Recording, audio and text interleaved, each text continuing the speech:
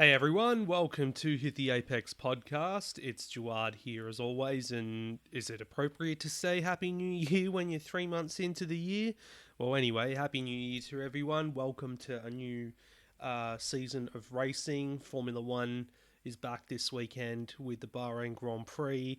And yeah, let's hope this recording actually makes it out there. Unlike the last one, I think I had a bit of a Aston Martin moment on the first day of testing, bringing out the red flag. The audio must have been corrupted or something. So apologies for anyone who heard my intro and then nothing. Yeah, apologies for that. So I had to record the whole thing again. Lucky most of it was ad lib, so I vaguely remember what we were talking about, but without further ado, I mean, we would have had FP1 and FP2 has already run. It wasn't really a show about, a preview for the weekend as much as it was kind of reintroducing myself. What is it that I do? What this podcast is about? And also just kind of sharing some thoughts on some of the big stories that happened over the off season as well, like the new teams thing with Andretti, Cadillac. You've got Ford coming in with Red Bull, the big merry-go-round with the team principals as well towards the end of last year. So just a chance to share some thoughts on that. I have written pieces about them as well, so you can go check them out on theraw.com.au. Back for another season of live blogging with them as well, so that will be great. But yeah, hope everyone had a good winter summer break. Whatever you did, wherever you are in the world. Certainly it was nice having a bit of a rest, or trying to rest anyway. End of last year was a bit tough. Last year itself was quite tough personally, and having started a new job as well, it's certainly taken its time to settle in and everything, but things are going pretty well.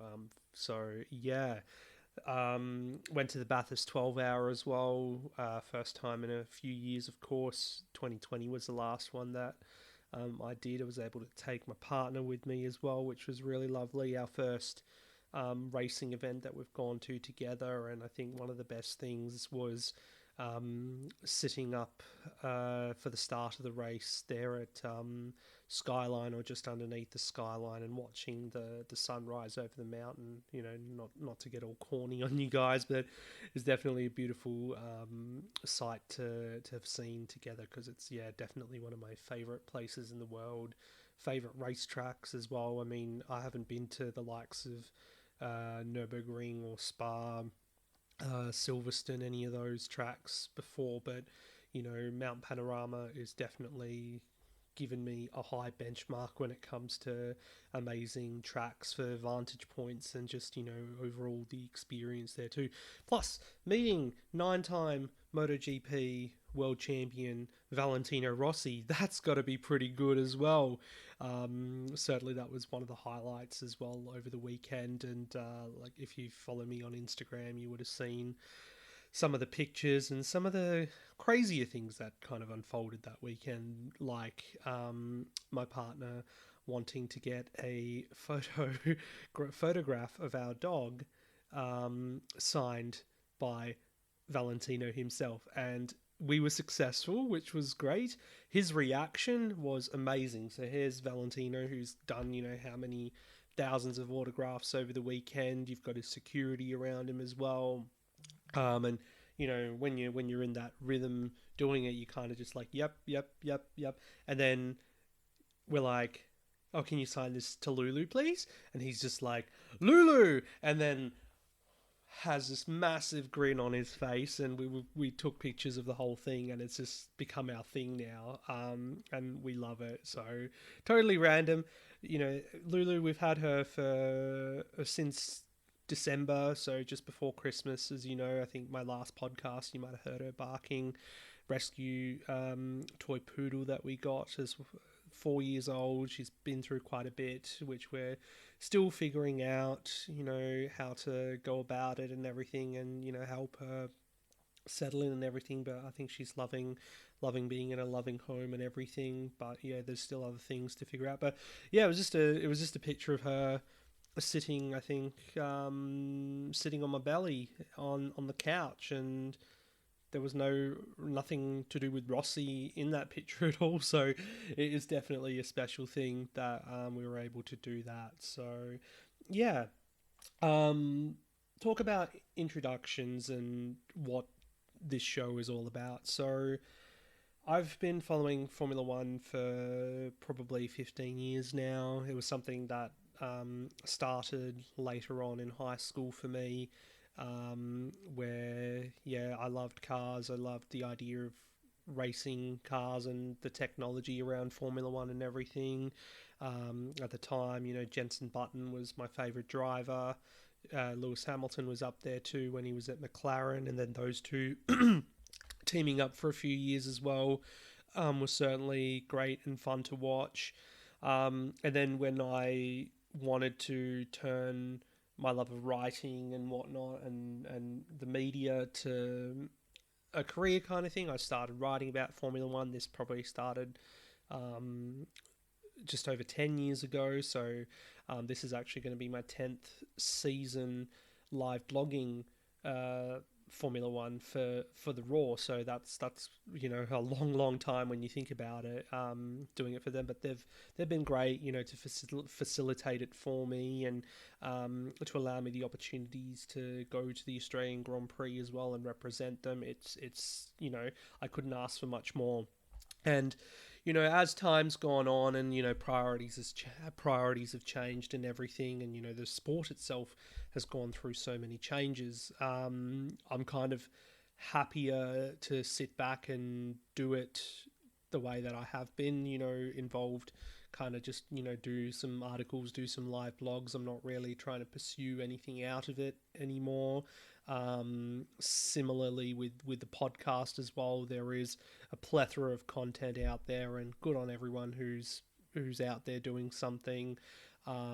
This show probably at the beginning was designed, or we were trying to, when I was certainly doing it collaboratively, we're trying to get out there and get thousands of listeners on board and make it something. But that didn't quite happen, and it has taken various guises over the years, the show. And then once I kind of decided, I was left with a decision, whether I continue doing this on my own or stop. I said, you know what, let's keep going and kind of turn it into more of a casual chat between myself and the audience. It's a good way for me to kind of debrief and debunk things going on. Not that it's all about my personal life kind of thing, but just my views on Formula One and the current racing climate. I talk about V8 supercars as well, the Supercars Championship,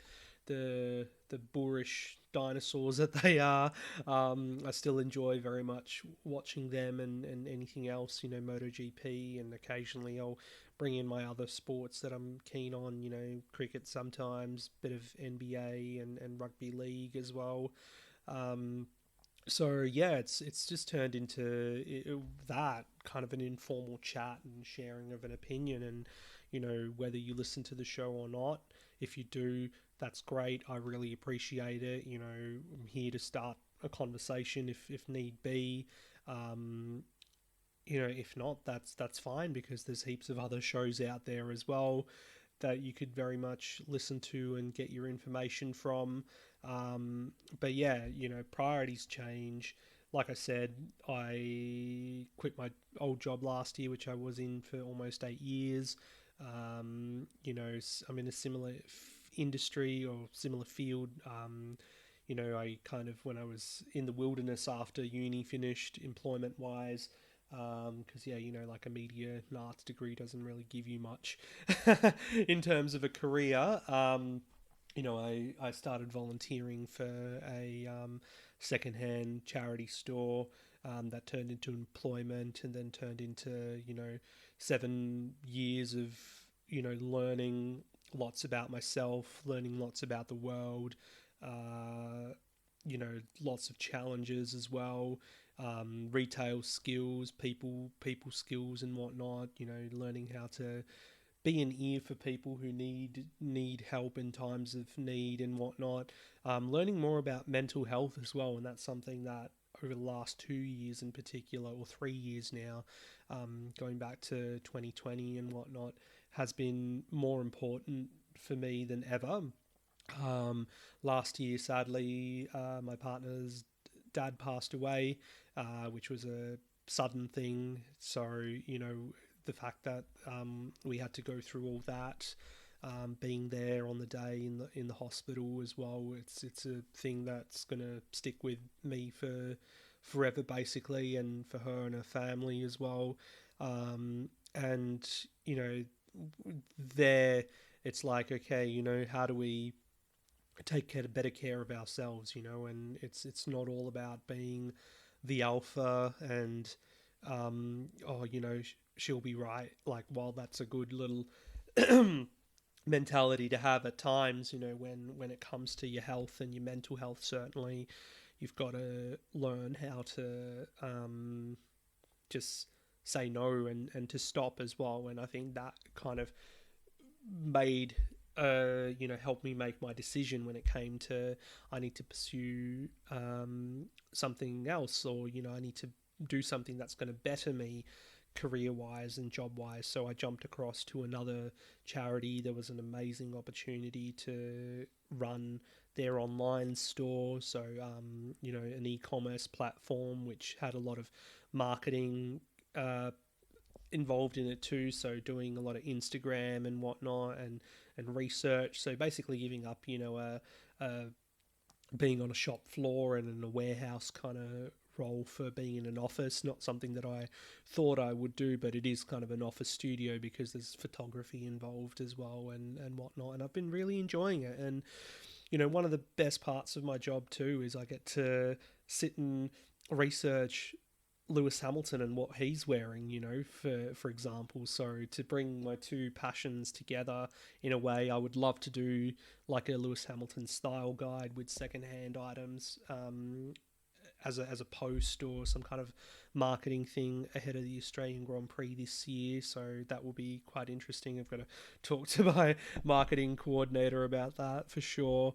But just something like that would be really good. And over the years, being in this kind of industry about with secondhand fashion and accessories, it has kind of broadened my understanding of sustainability and ethical production, and also where the fashion world is in that instance. So it's not like you just like expensive clothes. It's not about that at all. The reason I work in secondhand is so I can get those designer things if I want them for a lot less. And I've certainly gotten myself a bargain over the years. So with that, and also Formula One, the direction that they're going in terms of being more sustainable and carbon neutral and whatnot. Like, the ethical stuff is another story which we'll get to shortly, but in terms of sustainability, it's really good that I can kind of combine those two passions together.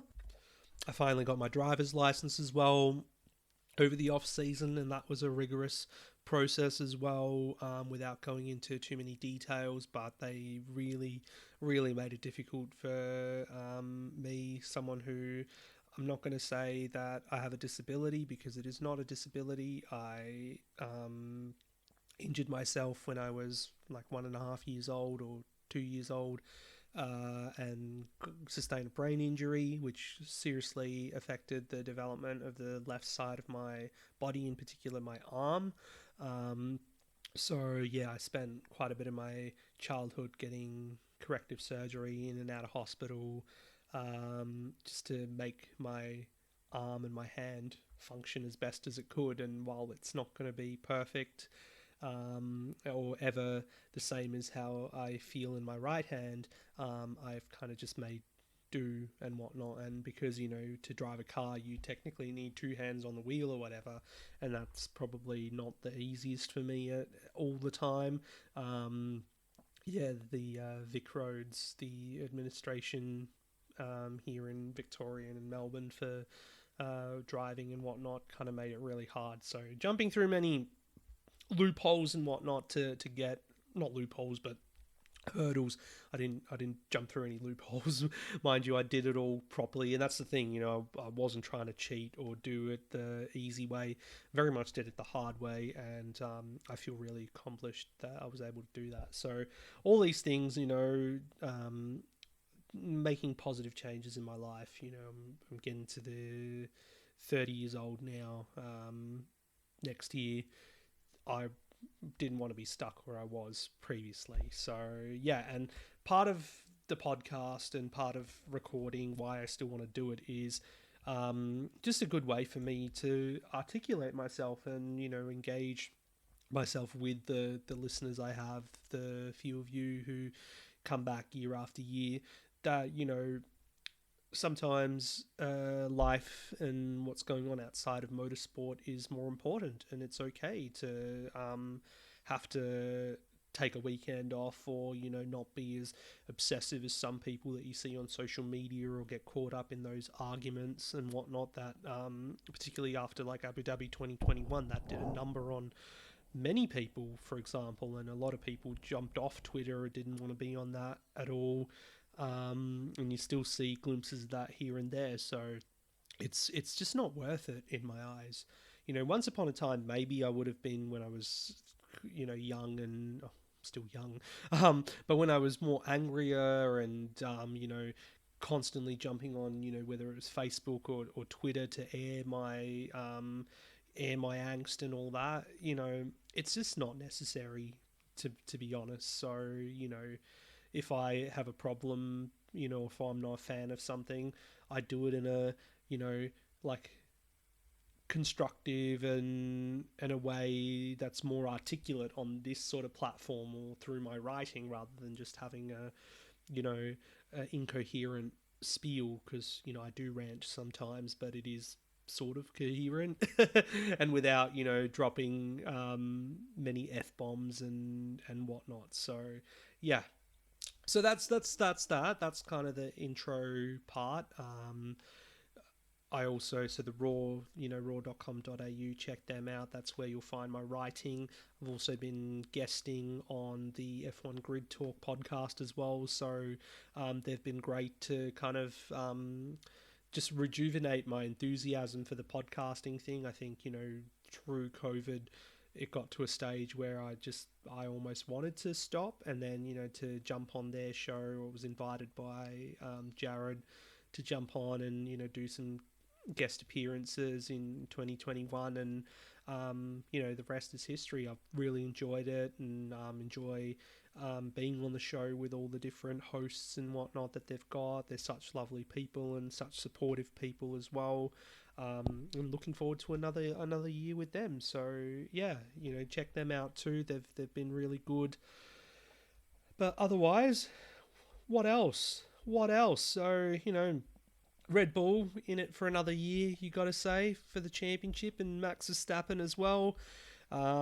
It's going to be, from what we've seen in testing, certainly Ferrari seem like the second best team, but are they really there? Are they going to be able to win races and, under the leadership of Fred Vasseur as well? Mercedes didn't seem too happy coming out of testing either. Hamilton saying, not quite where we want to be, and we have a mountain to climb. It's quite interesting too, when you look technically as well, that Mercedes have decided to stick with that zero side pod concept, even though they've kind of, made them a little bit wider, probably like the 0.5 side pods now instead of zero side pods.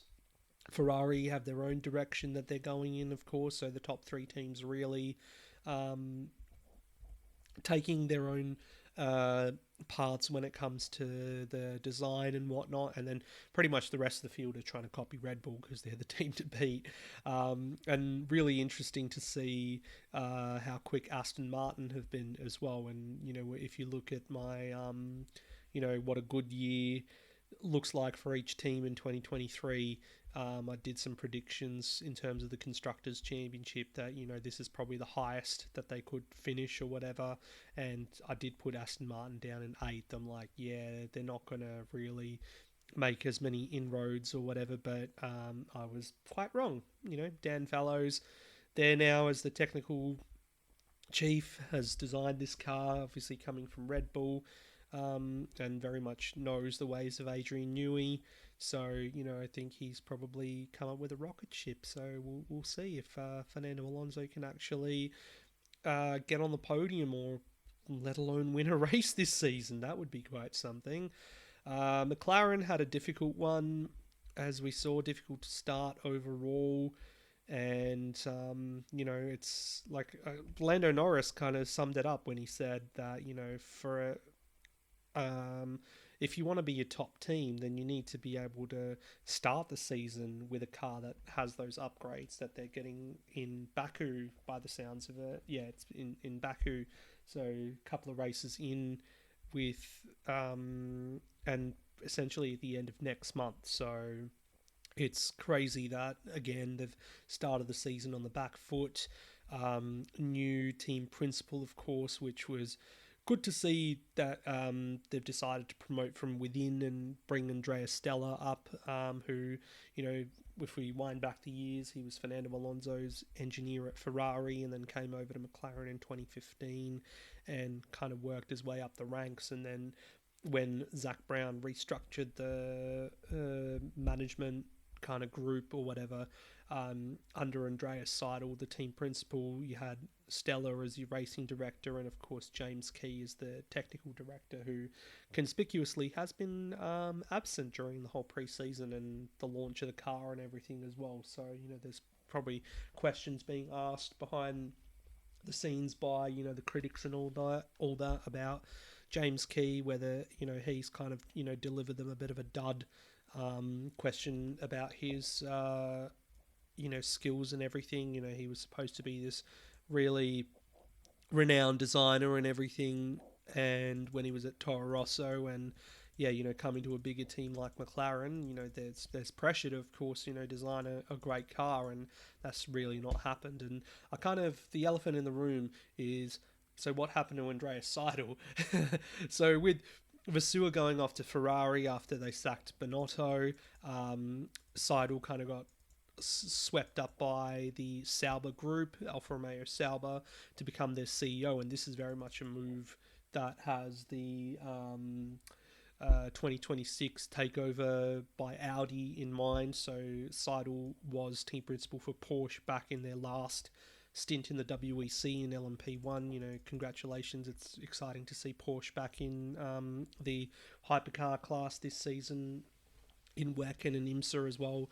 But he would have still had, contacts and people who admired what he did in the Volkswagen Audi management. So for him to get that call up is really exciting, and, makes me wonder as well, are Audi going to be the team to watch in 2026? The Sauber group, is there a possibility that Lando Norris is frustrated with where McLaren at if they don't make that, predicted jump into the top, kind of the top team battle next year when they get their new wind tunnel infrastructure online through this year? Will he be on the market? And that's without the question that he'll be on the market, but will Audi be a team that will want him? And certainly that relationship with Seidel could see that facilitated. At the moment for Alfa Romeo, whose deal with Sauber, of course, finishes at the end of this year, so what they're going to be called next year, we don't know yet. They'll just probably go back to being Sauber, to be honest.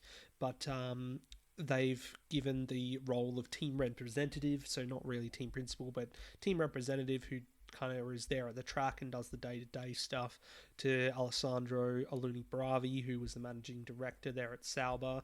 Of course, they've still got the likes of Beat Zender and Jan Moncho there too. So Beat Zender's been there since the dawn of time, essentially, and doesn't look like he ever ages either. So good on you, mate. And then, of course, Williams as well, which saw a very shock move for Mercedes chief strategist James Valtteri, it's James.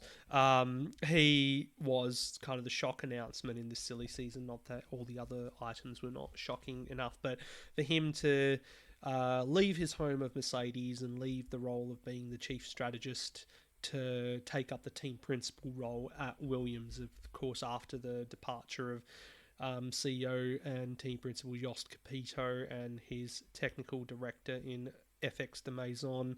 They left at the end of the last season, of course, and they finished last in the Constructors' Championship. So for Vals, I think, this is great to see, him wanting to step up and make a, go to a team lower down on the grid, see if he can kind of change the culture there. He's worked under one of the best team principals on the grid in Toto Wolff as well.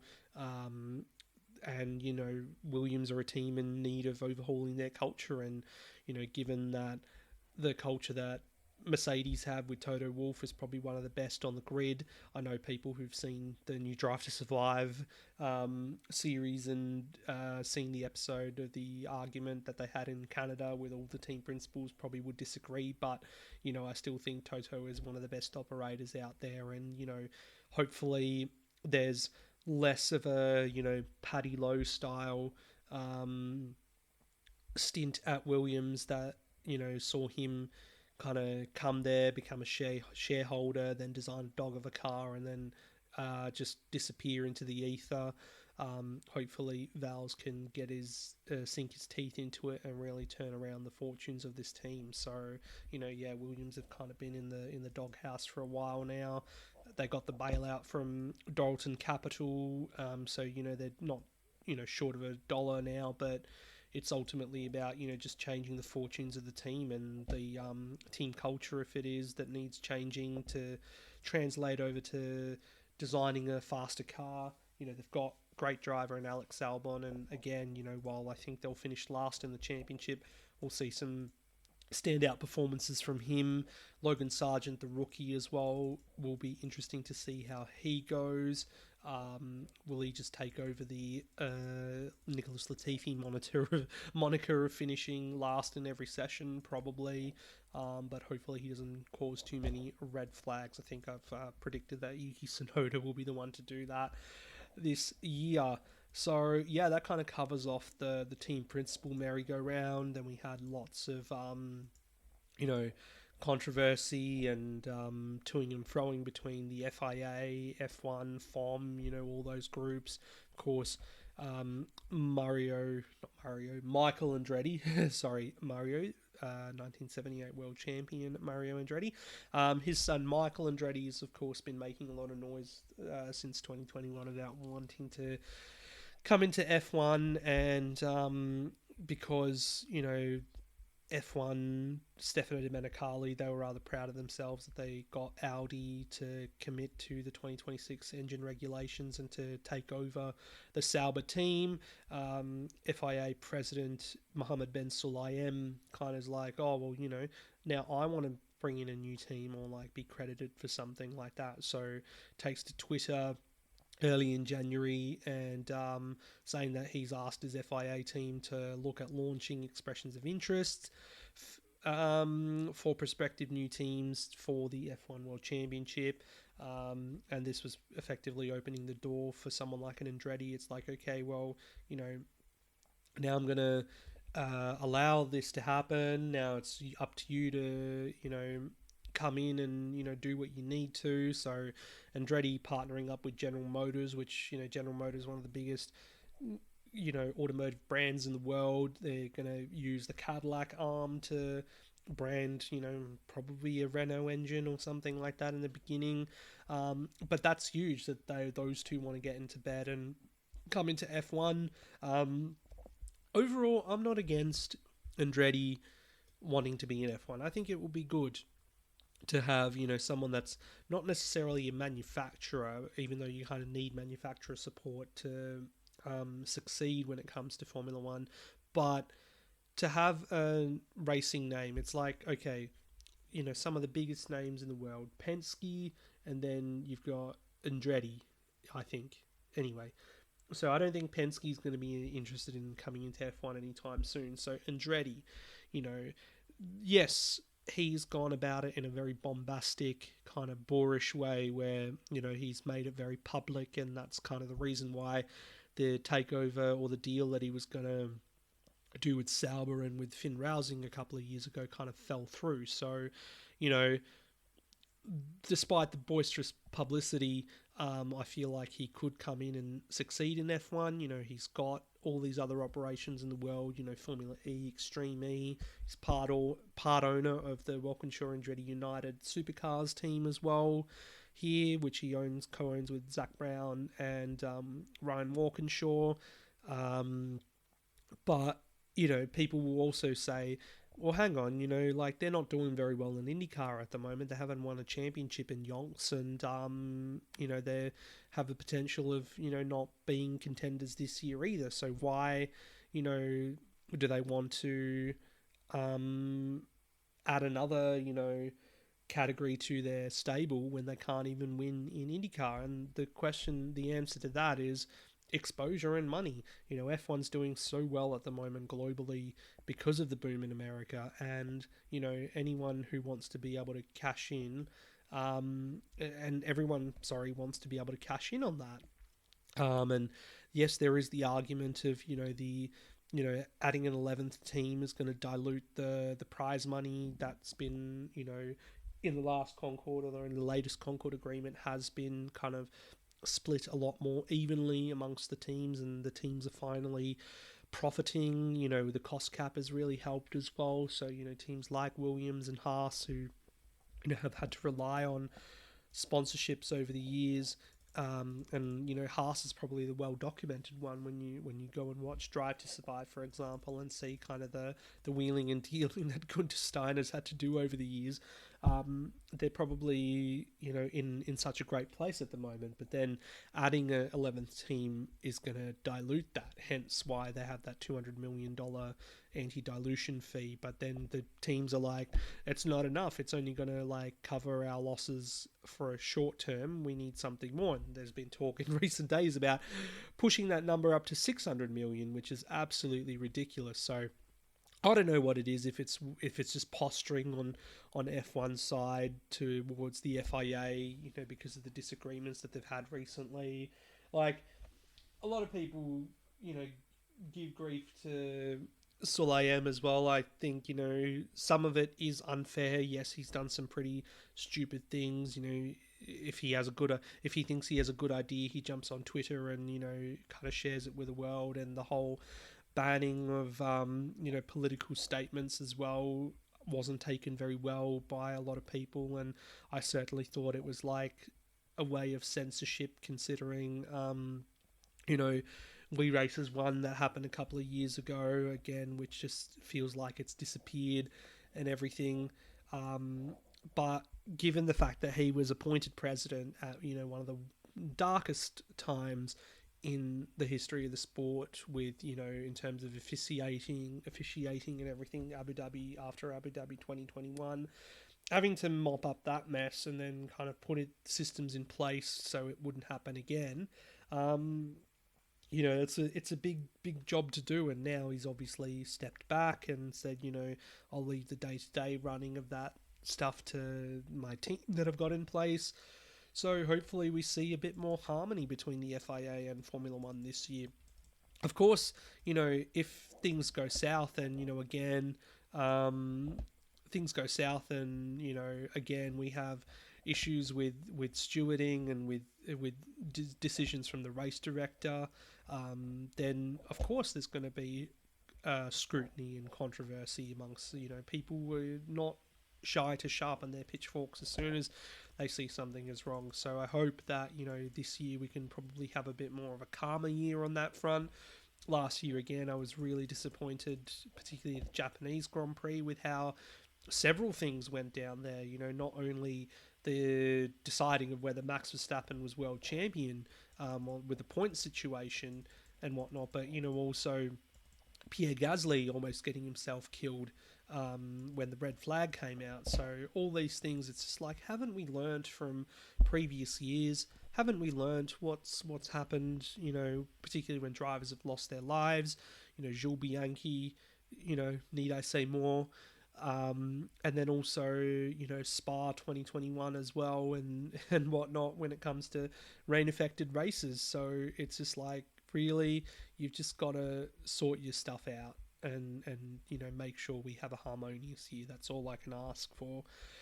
And yeah, with Andretti and Cadillac or whatever, that kind of then set up Ford to announce that they're coming in with Red Bull for 2026. So whether they're gonna, like, I don't know what exactly they're going to be doing, because Red Bull powertrains are going to be the one that actually do the dog work on the, or the leg work on the engine, dog leg work, just inventing things as I go, do all the donkey work on the engine, and effectively it'll be just like a short-term badging kind of, or just be a badging exercise, but still to have Ford and GM in the sport is pretty huge, considering Ford have had some pretty rubbish times in Formula One when you look back in recent history, going back to the early 2000s with Jaguar, of course, when they owned Jaguar. So that's kind of like what you think of. You don't even think of the successful Ford DFV engine, that was rather successful through the 60s, 70s, 80s and whatnot. So yeah, that will be quite interesting to look at. Other than that, I think that's about it, really. Just look forward to this weekend and the Bahrain Grand Prix. I'll be back next week to do the review for that, so I'm very much sticking to a review kind of format for this season, like I did last year. Would hope to have some guests on again, some familiar voices and some new ones, hopefully. So, if you're interested in wanting to come on the show, feel free to reach out. Of course, at Twitter, at Hit the Apex Media, but then you've also got my Linktree to all the other sites and blogs and whatnot that I'm involved in as well. So thank you very much for listening today. Thank you for your patience, of course, after the other day where the episode didn't work, and enjoy the Bahrain Grand Prix.